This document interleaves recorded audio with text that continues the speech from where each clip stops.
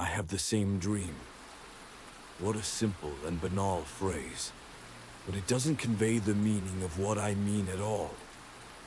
It is more correct to write, I have the same dream, but every night it starts from the point at which I woke up last time. And it's been going on for over a year now. It's very different from the dreams I've had before. After waking up, I remember everything clearly, all the details. And when I'm on the other side, everything seems very plausible to me, although often without logic. But lately I've begun to realize more and more clearly that my dream is coming to an end. And that scares me. After all, no one has ever seen the end of their dream. And what may await after this final event, I have no idea. Maybe everything will just pass, and my usual dreams will return.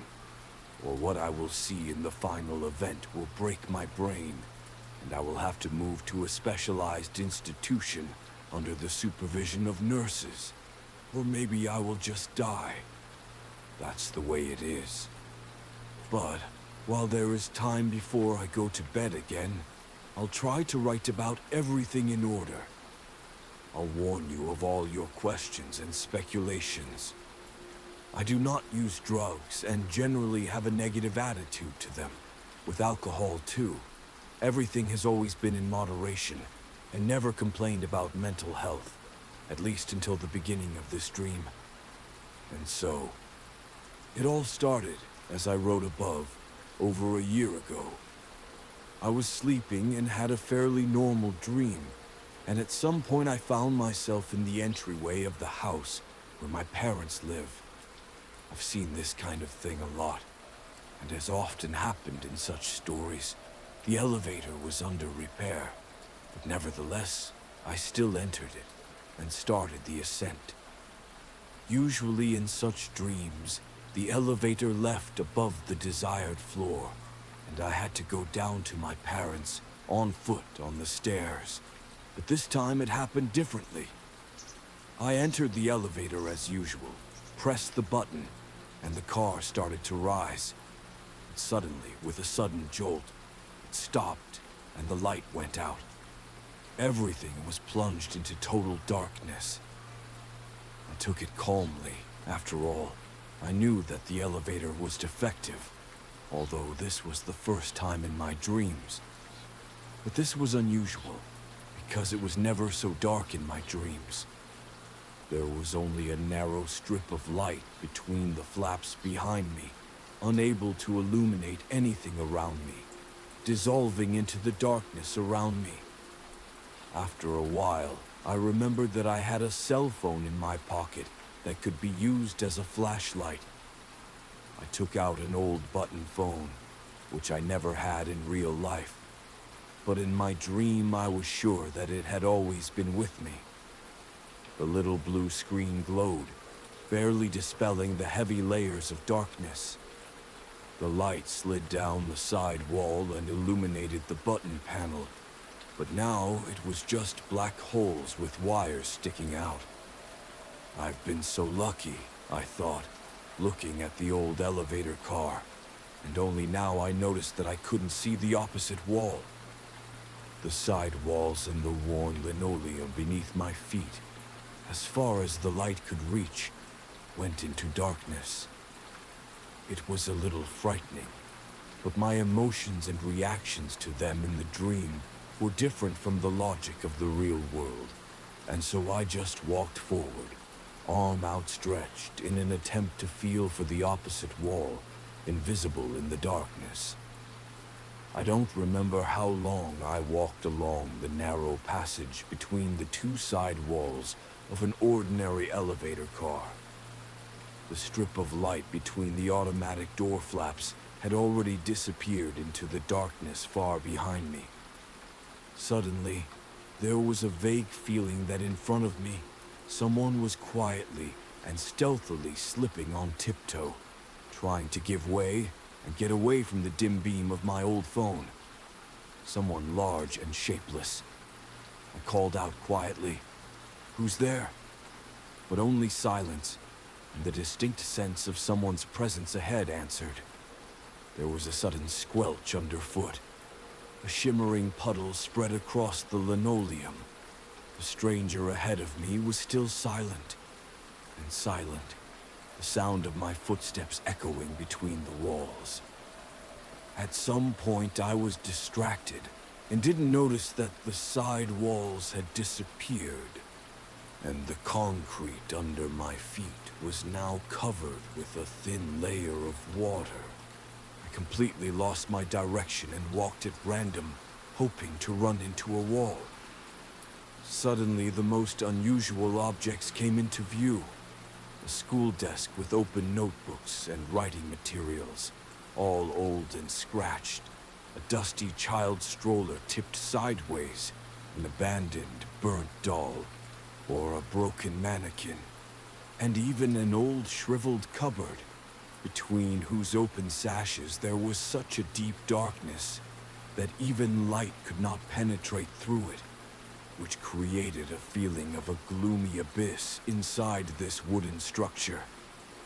Around me I could see massive concrete columns going up to the ceiling, invisible in the darkness, with protruding rebar pins in gaping cracks and chips.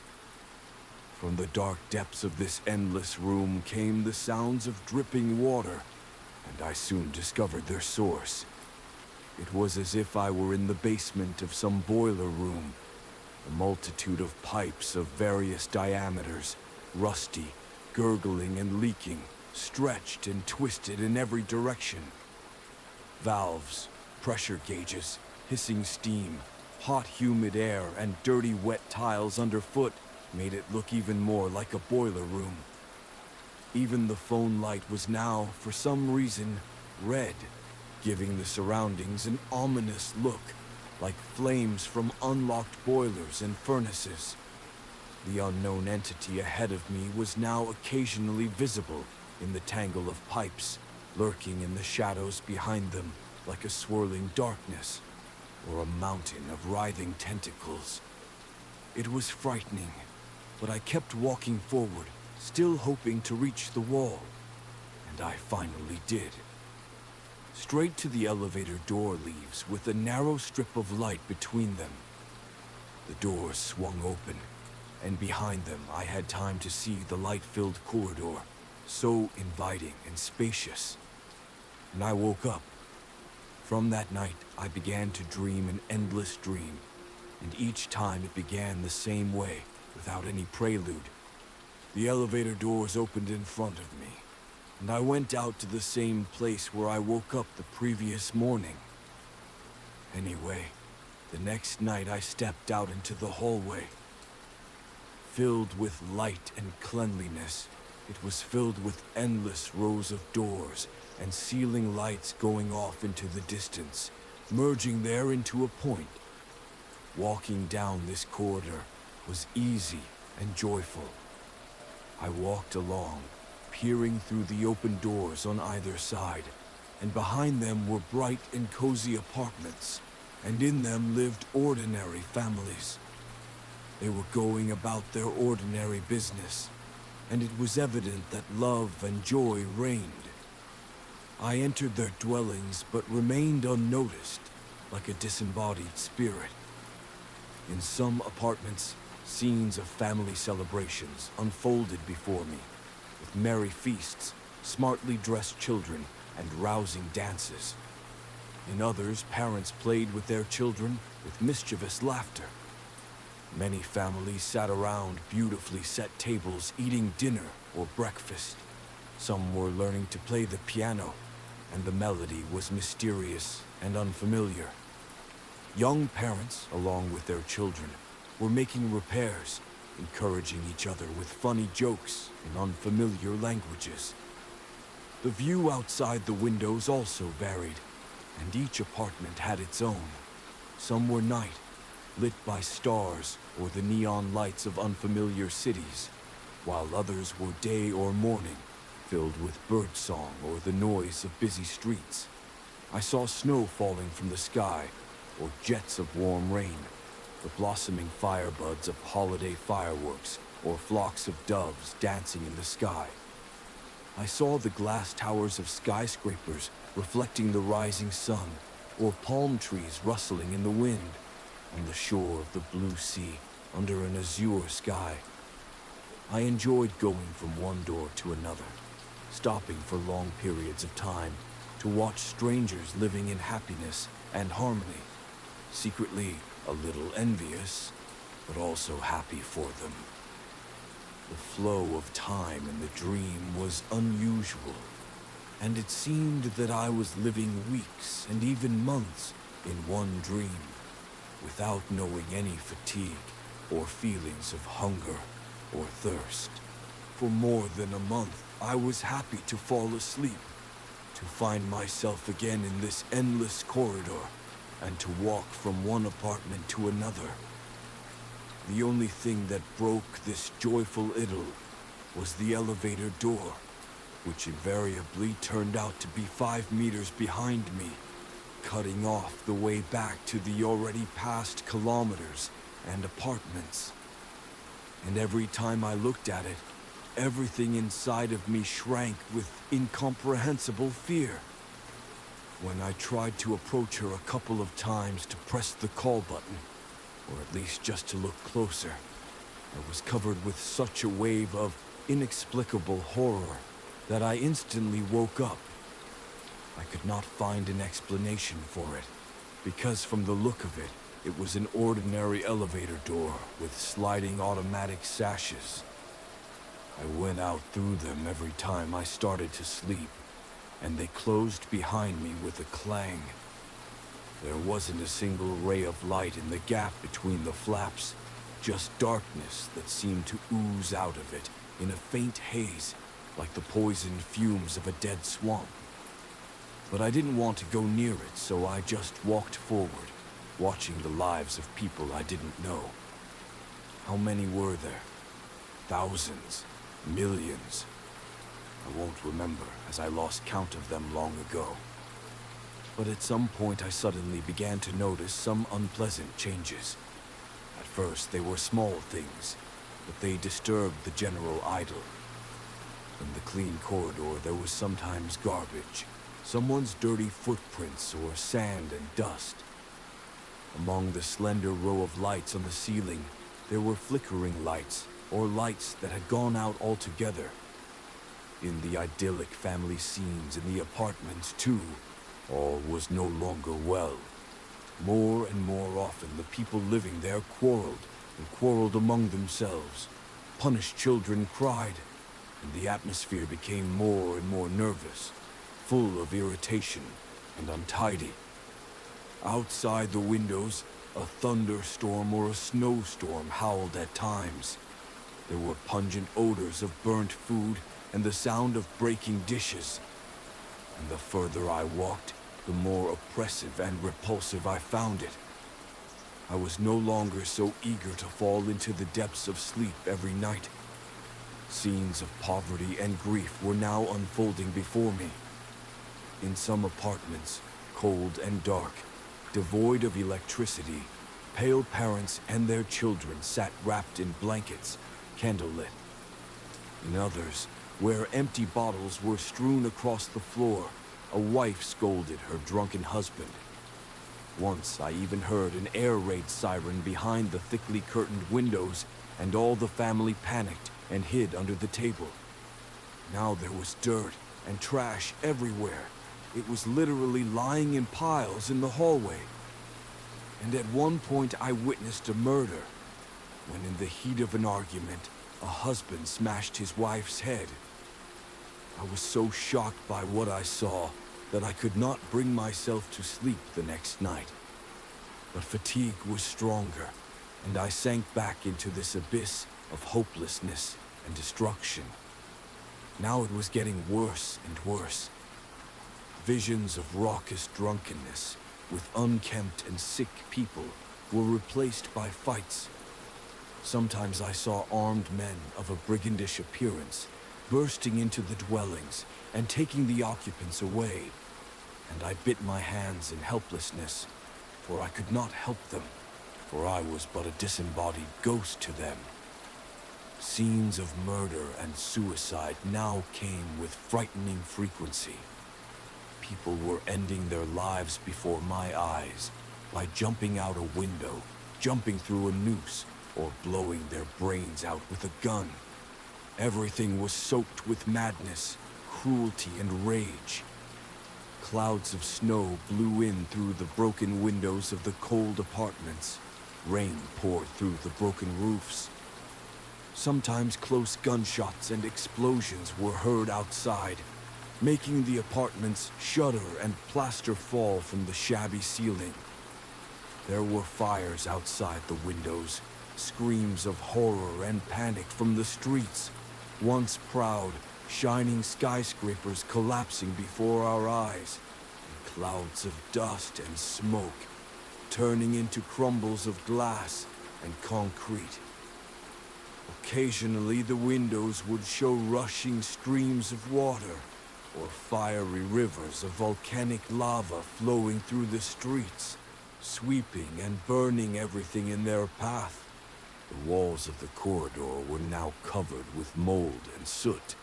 There were almost no lamps left, and even those were covered with a layer of dirt, and a viscous sludge covered the floor. Rot and worms reigned supreme. I was now filled with despair and longing for the lost visions of a happy life, the way back to which the same elevator doors were reliably and invariably blocking. How I regretted that I had not stayed there, but continued my way into this thicket of depression and grief. More and more often I found dead people in the apartments, corpses, rotted or half decomposed, dead from all sorts of causes. There were charred bodies in rooms blackened with soot and soot, among the ashes of burnt furniture. They were frozen, curled up under dilapidated plaids and blankets, covered with snow that fell in dead calm through broken ceilings decorated with icicles. Some died alone, in their beds, in agony or peacefully in their sleep. The bodies of suicides swayed in hinges, covered in worms and flies. Some ghastly-looking figures in rags, who had long since lost their human form, scurried among piles of garbage and broken furniture. The rooms were crawling with cockroaches, and the air was buzzing with flies. There were doorways that opened with grinning maws, teeth of broken concrete and rusted rebar, at gaps high above the ground, and below, as far as the eye could see, stretched the ruins of once beautiful cities. The broken streets were littered with decayed human skeletons. Packs of wild dogs scurried about, and the sky was dark with the triumphant cawing of crows. The corridor I was walking down was now covered with rubble, debris, and bones. Not a single light fixture remained.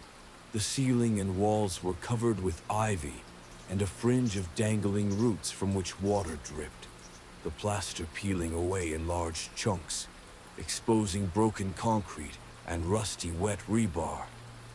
Only the elevator doors, safely blocking the corridor behind me, were still as they had been when I first saw them. The apartments on either side of me were now completely deserted. They were completely dead dwellings, many decades or even hundreds of years ago, forgotten by man. They were overgrown with ivy and wild grapes. Shrubs and trees sprouted through the floors, and the wind howled drearily in the breaches of the walls, echoing the howls of wild animals somewhere outside. The ruins of houses behind broken windows were covered with the green of grasses and weeds. On the sea beaches, amidst the desolation and wildlife, huge hulks of sea ships rusted away. There were apartments where the waves of sand dunes reached the level of windows and fell in big heaps inside the rooms. Not a single human trace for many kilometers around. Nature reclaimed its territory, and everything returned to its wild state. The floor and walls were overgrown with rock and crystals. Icicles of stalactites hung from the ceiling, and the concrete was covered with rough, weathered granite. Insects crawled about the dwellings and the central corridor. Bats flitted about, rustling their wings, and chains of large footprints of strange shapes and proportions were visible in the sand or sticky mud underfoot. In the raging waters of the oceans beneath the doorways were the carcasses of ghastly giants that hunted large sharks as if they were herring. Vague, sinister-looking, gigantic shapes floated in the skies, with bundles of thin offshoots wriggling all the way to the ground. Once I saw a procession of repulsive-looking creatures, whose bodies were concealed under gray robes, wandering across the sands of a vast, dusky desert to the dreary howling of pipes and flutes, while in a palanquin carried in the center of the group swayed something hideously bloated and rippling, lazily spurring its bearers with the strokes of its many tentacles. Drivers of huge elephant-like animals, walking on long and thin legs like stilts, and with dozens of trunks on their ghastly faces, were dragging cages of something disgustingly swarming. They were walking toward a strange cyclopean structure looming on the horizon, which looked more like a temple or a mausoleum. Increasingly, it was night outside, or the sky was covered by a dense, impenetrable shroud of low clouds. The air grew colder and colder, drawing the breath from the lungs in clouds of vapor, the coldness penetrating to the bones and crunching ice and frost underfoot. Giant icebergs floated on the leaden surface of the oceans in white ice liners. Dusky veils of blizzards and snowstorms were cut by giant lightning. The world was sinking into the cosmic cold, and even the glow of grandiose forest fires did not bring the long-awaited warmth.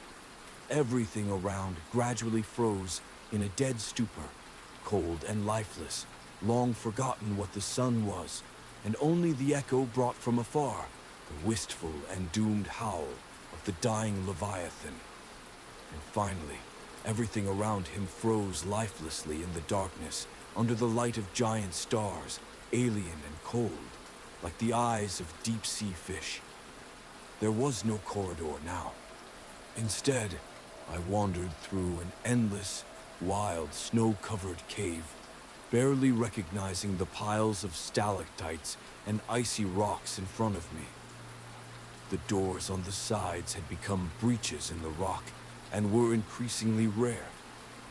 But the elevator door invariably kept following me around, an alien, frightening element, like part of some psychedelic set.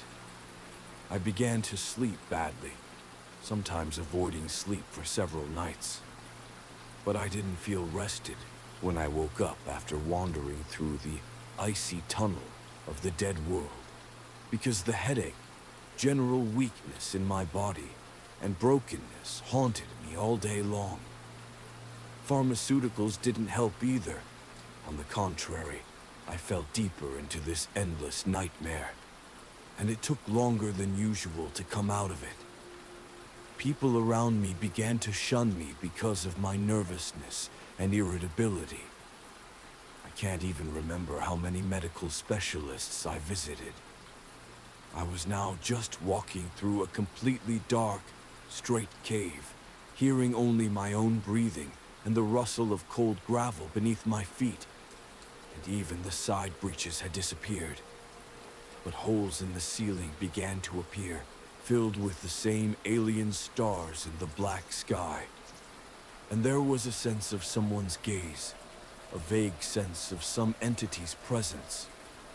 Now a silent, nauseating panic kept me in a constant state of terror that moved the hairs on the back of my neck. It was only the stronger sense of terror emanating from the elevator door, blocking the hallway behind me, that pushed me forward. How many months had this lasted? I don't remember. In my dream, this mooing in the darkness lasted for years. I didn't expect that I would ever get out of this nightmare. But suddenly, the tunnel ended. I stood on a small rocky platform high above the ground. Behind me, a colossal mountain towered with its peak in the starry night sky. A wild landscape spread out before me. Endless cogs of mountains, whose slopes could be guessed by the glints of starlight on the snow-covered slopes. Their foothills were lost far below, in the darkness and fog, cut by bottomless gorges. But it was not these ghastly vistas that caught my eye. On the edge of the stone canopy, where the mouth of the gloomy tunnel through which I had wandered in my dream for so many decades, a fire was burning. The living bright flame, shooting sparks, spread waves of invigorating warmth around it.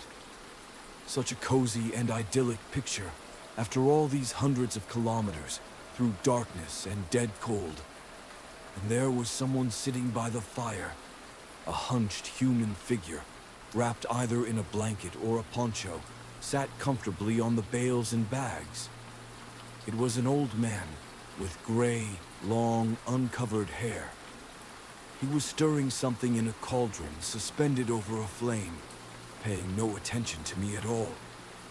There was something very familiar about him, and I could not take my eyes off him. Finally, he looked at me, and my heart sank. It was me, only very old, and my twin's clear eyes were full of wisdom. He called me by name and, inviting me to the fire, poured an incredible aromatic tea into an earthen mug. And we began a conversation, easy and relaxed.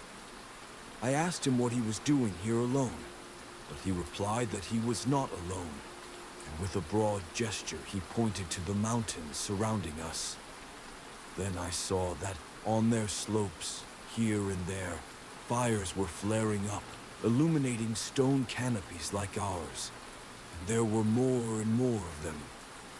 And at each one the seated figures of old men were distinguishable, and I was sure that they were also my twins. And to each of them I came out of the caves and the slopes, and I saw myself at each of these fires at the same time. It was an inexpressible feeling, having divided my consciousness many times, to feel myself in hundreds of places at once, to see and hear with hundreds of pairs of ears and eyes, to have conversations with hundreds of my aged twins. I spent many years with them around unquenchable fires.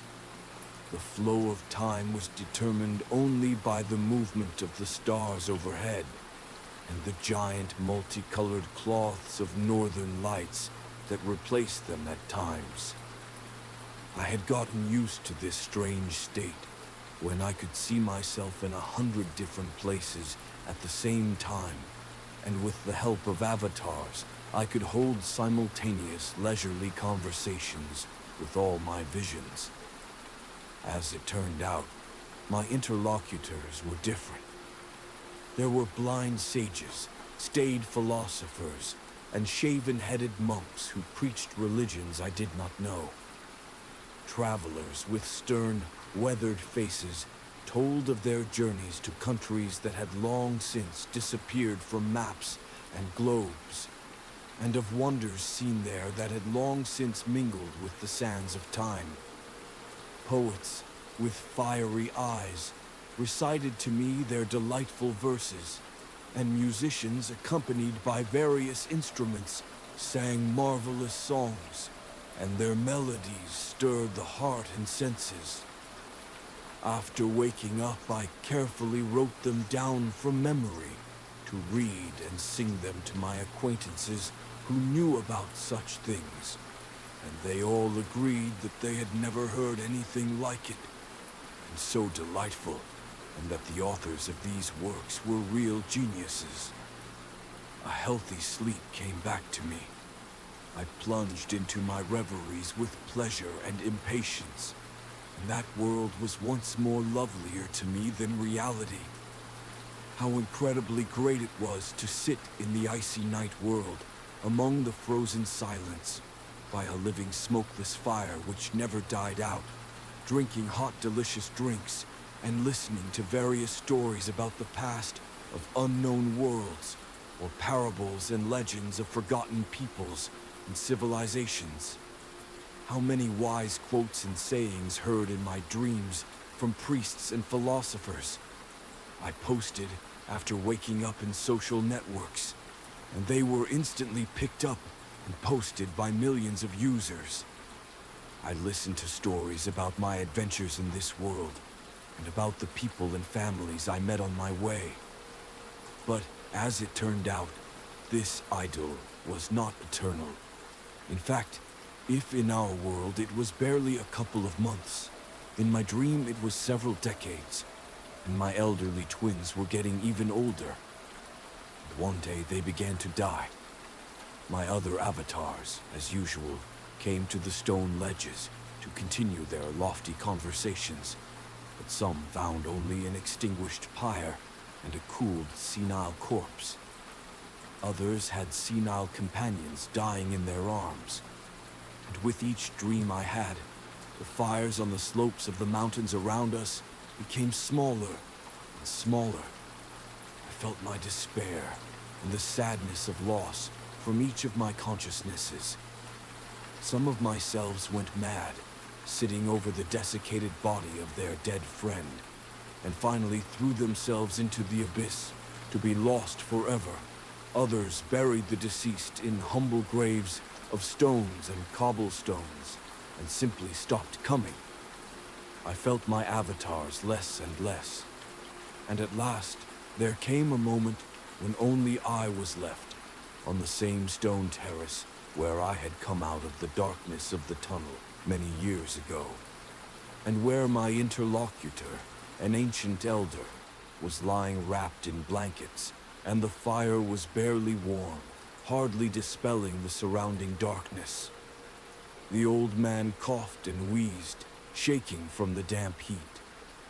He looked at me with his clouded eyes, and in a faint voice beckoned to me. Very soon, he told me, you will be alone, and then you will have to go up to the temple, where your journey will end. At my perplexed look, he merely pointed to the top of the mountain above our heads, and I saw something I had never noticed before. The mountain was crowned by a colossal temple. This spike seemed to grow straight out of the rocks, with lancet towers and arches pointing up into the sky. The rough walls covered with cracks like wrinkles seemed to have been erected directly from the monolithic stone. Strange bas-reliefs and statues on the eaves gave the structure a repulsive appearance. In the narrow recesses of the huge windows, as if carelessly cut by unknown giants, a dim purple glow flickered, making them look like the eyes of a demonic god looking down on a lowly mortal from the top of his icy Olympus. A colorful band of northern lights illuminated the central spire, the tallest, within which, through the huge openings, could be seen a gigantic black bell. It was immovable, as if the icy stillness itself held it in place with all its might, fearing to crumble and disappear if it were awakened by the solemn ringing. Suddenly there was a darkening all around. It was a sudden extinguishing of the fire that had warmed our conversations for many decades. Immediately the cold air engulfed the stone ledge on which I was standing, and at my feet rested the ancient old man, my companion and companion for a long time, who had passed away. The silence became truly sepulchral. I was all alone in this desolate and dead world. I don't remember how much time and effort it took me to dig some kind of grave in the frozen stone.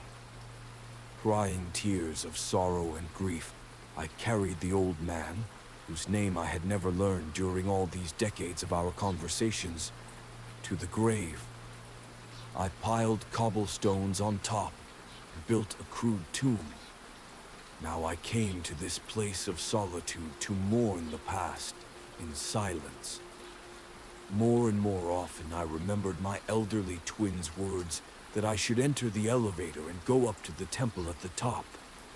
But the mute, motionless doors that opened only to let me into this dead world still exuded such an eerie aura that I could not overcome my fear and even approach them. But then one day, my ears caught a new sound in the stillness.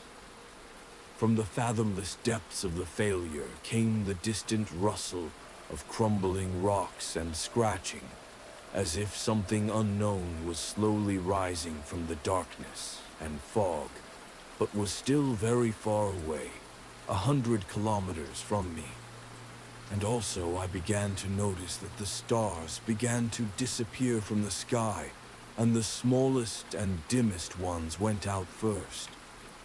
Now every dream this something was closer and closer, slowly and inevitably rising from the abyss. And I did not know what was more frightening, to come face to face with this unknown entity, or to finally enter the elevator. And every day the world became darker as the starlight disappeared along with the cosmic luminaries.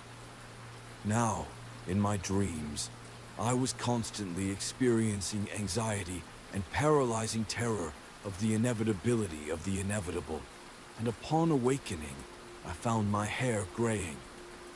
I often wondered how far away from me this unknown creature was, that its rise had lasted for many months by the time of my dreams. And the closer it came, the more I realized that it was indeed a colossal creature, for its rustling and scratching filled the world. But it still could not be seen, though what could be discerned in the light of the few dozen remaining large stars.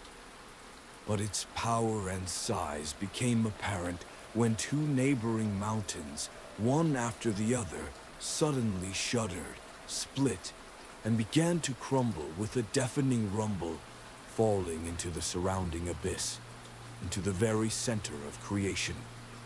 The whole world seemed to begin to crumble, torn apart by an unknown giant. I was about to finally see this chthonic creature. Everything seemed to freeze in anticipation of its appearance. And then, above my head, the bell struck. A deep, long ringing sound, which shook the mountainside and the stone canopy on which I was standing, drowned out even the overwhelming rustle coming from the abyss. And the creature froze fearfully, and the silence sheltering the world shattered into fragile fragments. The second blow, full of longing and weeping, like a requiem for the dead world, spurred the unknown inhabitant of the abyss, and it tripled its efforts, trying to get to my shelter and to me. And with the third blow suddenly behind the doors of the elevator, there was a shrill creaking of mechanisms and cables, by which the cabin was lowered from the top of the mountain, and I awoke. Now I am writing these lines to you, because I do not know what awaits me today, when everything is over. One thing I am sure of is that when I get out of the elevator again today onto the stone canopy under the night sky, the doors behind me will now remain open, and then I will enter them again and start my ascent to the top of the mountain, standing in the very center of the universe, to the ancient temple, to the loud ringing of the black bell, and the disappointed howl of the devourer from the abyss. And the last stars will blink, finally disappearing from the sky. And now I'm not scared at all.